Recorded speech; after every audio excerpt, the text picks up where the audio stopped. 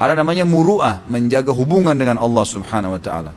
Nah, boleh kita sembarangan. Saya sudah pernah ceritakan Sufyan ats-Tsauri, saya ulangi sebentar mungkin 1 menit saja. Bagaimana Sufyan ats-Tsauri yang terkenal dengan sajjad, yang dahinya sampai hitam, terkenal luar biasa dengan ibadahnya, dipaksa oleh khalifah untuk jadi hakim, dia nggak mau. Tolak, nggak mau. Jadi hakim, digiurkan, gaji besar, dapat istana, dapat fasilitas, kereta kencana waktu itu. Kalau kita mungkin sekarang mobil yang paling mewah, tetap nggak mau. Dia takut nanti masuk neraka. Dia takut salah fatwa, salah hukum, dituntut hari kiamat, nggak mau ada musuh.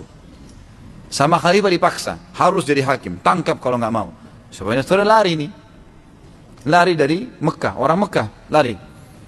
Lari terus, zaman dulu orang tidak tahu mukanya karena tidak ada foto, tidak ada media kayak sekarang. Jadi orang nggak kenal siapa dia. Dia jalan aja sampai. Jadi kalau ini Jazirah Arab misalnya, di atas ini negeri Syam, Madinah dulu, kemudian Mekah, kemudian negeri Yaman di bawah, di daerah selatannya Jazirah Arab. Di bawahnya lagi selatannya itu Indonesia, ada Asia Tenggara ya. Jadi di bawah sekali itu adalah Yaman. Dia jalan kaki dari Mekah terus sampai ke Yaman. Tiba di Yaman. Tidak ada orang yang kenal dia, cuma Sufyan ats-Tsauri terkenal namanya. Maka dia pun jalan.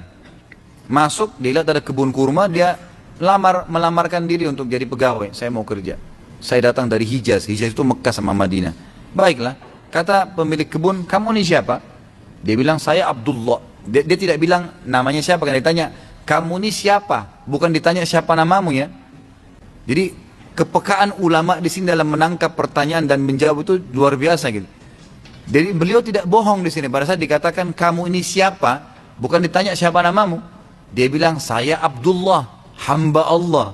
Pemilik kebun memahami namanya Abdullah. Padahal dia bukan tanya nama di sini kan.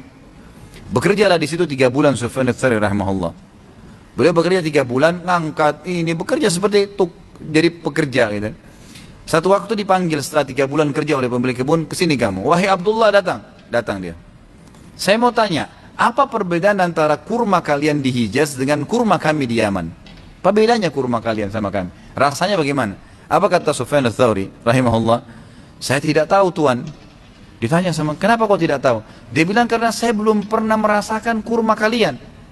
Saya belum pernah tahu nih kurma Yaman bagaimana rasanya. Terus tua yang punya kebun sambil kayak sedikit ngolok bilang, kamu kerja 3 bulan di tempat saya, turunkan, naikkan, milih-milih kurma, 1 butir kau tidak pernah makan? Kata Sufyan ats-Tsauri, demi Allah tidak pernah. Yang punya kebun bilang, bayangkan ya, kerja 3 bulan, ngangkat-ngangkat tiap hari, nggak pernah masukin di mulutnya, nggak berani, takut masuk haram nih. Padahal pegawai di situ. Antum ini yang kerja di toko sudah berapa banyak makan kuenya toko nih. Incipin dikit, tapi lama-lama jadi 30 biji juga gitu. Maka yang terjadi, Sufyan rahimahullah mengatakan, demi Allah saya nggak pernah tahu. Orang ini sambil ngolok dia bilang, apakah kamu mau mencontohi waraknya Sufyan ats-Tsauri? Dia nggak tahu kalau ini orangnya gitu. Udah, Sufyan ats-Tsauri diam aja, kembali kerja. Ini yang punya kebun ke kebun sebelahnya. Ketemu sama temannya, lalu dia bilang, ada pegawai saya lucu tuh. Kenapa?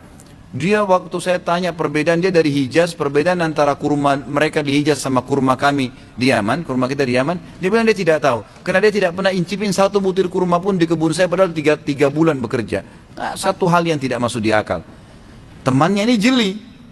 Waktu itu khalifah keluarkan instruksi. Siapa yang tangkap Sufyan ats-Tsauri hidup atau mati, dapat 1 peti emas. Hidup atau mati. Ini luar biasa. Orang lagi berebut mengejar dia nih. Teman yang punya kebun tadi ini bilang, bagaimana ciri-cirinya pegawaimu itu?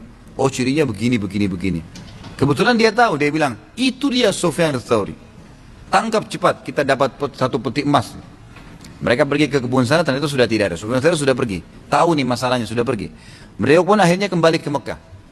Kembali ke Mekah, waktu kembali ke Mekah, Sufyan ats-Tsauri punya julukan ulamanya, alimnya para ulama. Jadi ulama-ulama itu belajar dari beliau karena ilmunya luar biasa. Begitu masuk, ulama-ulama Mekah semua nyambut, mengatakan selamat datang, tapi mereka semua khawatir. Wahai Sufyan, ini bahaya nih, khalifah akan tangkap kamu. Kamu hidup atau mati ini dikejar. Dia bilang, saya sekarang bertawakal kepada Allah. Apa yang terjadi sudah nggak ada masalah. Temannya menceritakan, mengatakan Sufyan ats-Tsauri ini terkenal dengan sajjad, suka sujud, dahinya hitam. Dia kalau sujud nggak diangkat sampai hajatnya selesai. Sampai dikatakan di sini dalam kisah ini, temannya bilang, saya pernah tawaf, 1 kali, 2 kali, sampai 7 kali tawaf. Sufyan ats-Tsauri waktu tawaf pertama saya dia sujud, tidak angkat kepalanya. Sampai 7 kali saya tawaf masih di sujud pertama, nggak diangkat. Berdoa sama Allah SWT. Luar biasa orangnya, ibadahnya gitu. Waktu khalifah dengar, dia datang, Sufyan ats-Tsauri sudah ada di Mekah, maka khalifah dengan emosi mengatakan, saya mau tangkap sendiri dengan tangan saya tuh. Sufyan ats-Tsauri waktu mendengar berita tersebut, datang ke dekat Ka'bah, lalu dia memegang talihnya Ka'bah waktu itu, dikatakan dalam kisah lalu berkata, ya Allah, aku bersumpah atas namamu, jangan buat khalifah ini masuk ke Mekah.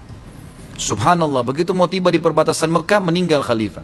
Ajalnya datang, Allah alam, tapi mungkin doanya mustajab. Tapi saksi bahasan kita di sini apa? Bagaimana Sufyan ats-Tsauri menjaga hubungannya dengan Allah Subhanahu wa taala.